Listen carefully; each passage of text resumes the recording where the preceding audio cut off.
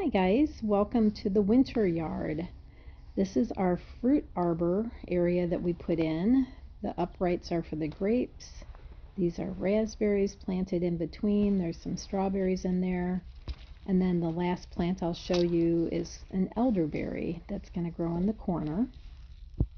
This project we started this fall and we're going to continue it through the winter time. We're going to get the top of the arbor put on.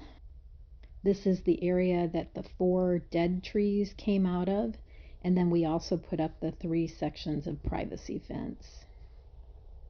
Our first freeze was November 22nd, so all the leaves have come off of these plants that were transplanted, but we hope to have a good start for them next spring, and hopefully they'll eventually produce some fruit for us. There's the elderberry. And here are my little lettuce buckets. I forgot to cover those during the freeze, so they're not looking so hot right now. My mother of pearl rose bush, a crepe myrtle with one of my cool birdhouses, another cool piece of yard art, a Wilton cake pan, that's a lamb, and then back to the garden plot itself. You can see we mulched a bunch of leaves, and this pile of leaves is about, let's just say, an average of 8 inches deep. We have yet to till that into the ground. We're going to do that as soon as we have a day that doesn't have about 4 inches of rain on the ground. The ground's pretty soggy. Over the last 3 days we had 4 inches total. And this little corner by the shed, we kind of stacked everything up there. And then to the blueberry bushes. Let's hope they do good this year.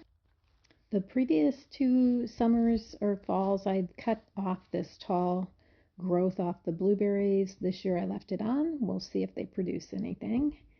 And I'm hoping for a good crop this year. Even on this little plant there on the right, it always produces berries, but they don't set. Not sure why. And back by the compost area, this is the other area that we put the leaf mold in. That is as full as it's going to get. There's more leaves, but that's all we're going to do with it this year. In the video where I was showing us shredding the leaves, my Sunjo, I was going to give a review of that later, but the Sunjo motor apparently crapped out on us. So we're in talks now with their customer service to see what to do about that.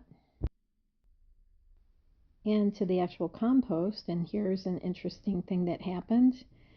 One night I was out walking the dog and I heard something that sounded like something rustling through the leaves on the other side of our fence back here, and I get around the corner and I see lights up in the trees, and here it is, our compost is on fire.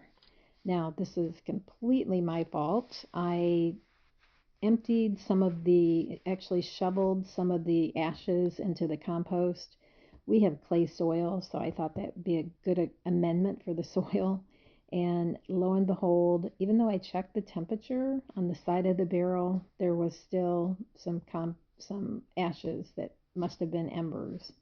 And it's just a miracle that I caught it, because it was hours later when I was walking the dog that we found this on fire. And I just added buckets of rainwater to it, which was good for the compost anyway, and we got the fire out. But now obviously we're going to have to replace these pallets at some point.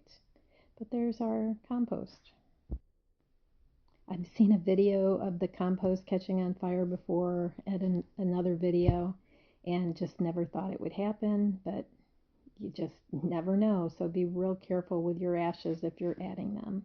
That is our burn barrel there, and our wood pile, and the new stacked wood fence.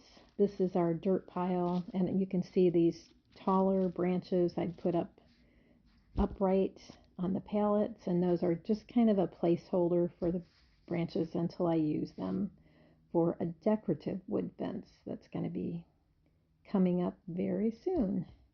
Here's my, I think, beautiful stacked wood fence. This is 43 feet long, And this is the 4 dead trees that came down that we trimmed up the branches and stacked them in this area with T-post.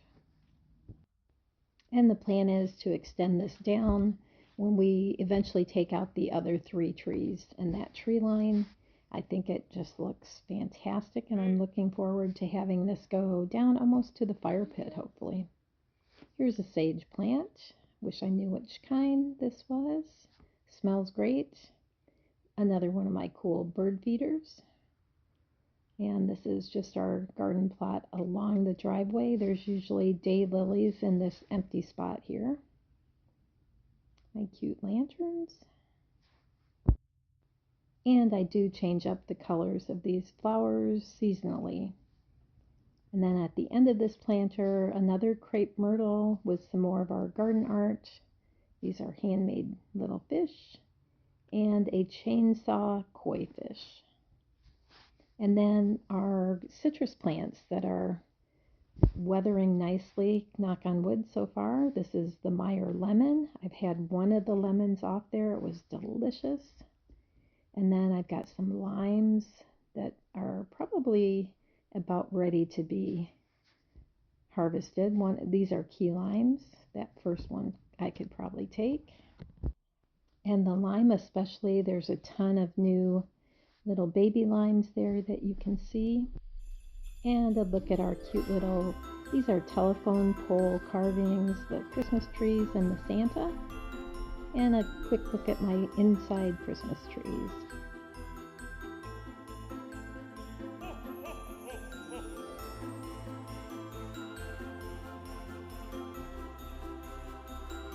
Anyway, guys, I hope you have a great Christmas, and we'll see you back in another week.